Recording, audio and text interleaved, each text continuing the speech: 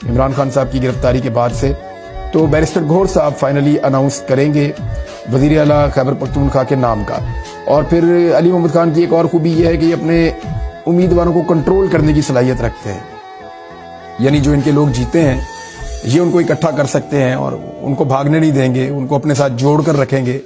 پھر ان کی جوائننگ کرانا، واپس پاکستان تحریک انصاف میں کس طرح لے کر آنا ہے، وہ ایک پورا فارمولہ ہے۔ میں نے آپ سے شیئر کیا تھا کہ تحریک انصاف پہلے تو خود کوشش کرے گی کہ بطور پارٹی تحریک انصاف ریوائیو ہو جائے۔ اگر تحریک انصاف بطور پارٹی خود ریوائیو ہو جاتی ہے، واپس آ جاتی ہے قانون کے مطابق، تو سارے لوگ جو آزاد جیت کر آئے ہیں تو وہ اس کا حصہ ہوں گے، اور اگر ایسا نہیں ہوتا تو وہ پی ٹی آئی کو جوائن بھی کر سکتے ہیں، اور اگر ایسا بھی نہیں ہوتا تو پھر پاکستان تحریک انصاف کے تمام آزاد امیدواران کسی اور پارٹی کے اندر جوائننگ دیں گے، اور پھر اس پارٹی کے ذریعے سے مخصوص نشستیں بھی حاصل کی جائیں گی۔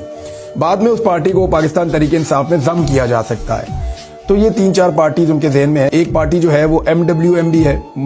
مجلس وحدت المسلمین۔ ایک پارٹی جو ہے شیرانی صاحب کی بھی ہے، JUI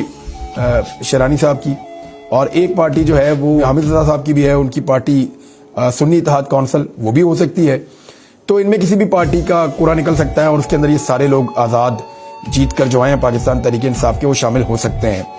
تو یہ تو ہے خیبر پختونخوا میں حکومت سازی کے لیے وہ کام کر رہے ہیں۔ صدر پاکستان سے ایک ملاقات کی ہے وفد نے، پاکستان تحریک انصاف کا وفد گیا اور وہ جا کر صدر پاکستان سے ملے، اور ان کو انہوں نے بتایا کہ دھاندلی بہت شدید نوعیت کی ہوئی ہے۔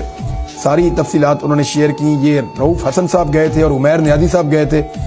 صدر مملکت کو ملنے کے لیے، اور صدر مملکت کی جانب سے، یعنی ان کے دفتر کی جانب سے ایک پریس ریلیز بھی جاری کی گئی ہے، اور اس میں یہ بتایا گیا ہے کہ کس طرح یعنی ان کو آگاہ کیا گیا کہ بلے کا نشان چھین لیا، امیدواروں کو اغوا کیا گیا، پارٹی کو دبانے کے لیے کیا کچھ کیا گیا، گرفتاریاں کی گئیں، اور اس کے باوجود انتخابات میں کامیابی نہیں ملی، اور پاکستان تحریک انصاف جو ہے وہ ایک سب سے بڑی پارٹی کے طور پہ سامنے آئی کیونکہ عوام نے ان کے اوپر اعتماد کیا ہے۔ اب یہ تو خبر جی صرف جاری کی گئی ہے، ایکچول جو خبر ہے اس میں وہ یہ ہے کہ صدر مملکت کس پارٹی کو حکومت بنانے کی دعوت دیتے ہیں۔ یہ ایک بڑا سوال ہے کیونکہ PMLN جو ہے وہ سیکنڈ لارجسٹ پارٹی بنا دی گئی ہے، اول تو وہ تھی نہیں۔ وہ اس لیے کہ جتنے بھی آزاد میڈیا کے لوگ ہیں یا جو مبصرین ہیں، ان کا یہ ماننا ہے کہ تحریک انصاف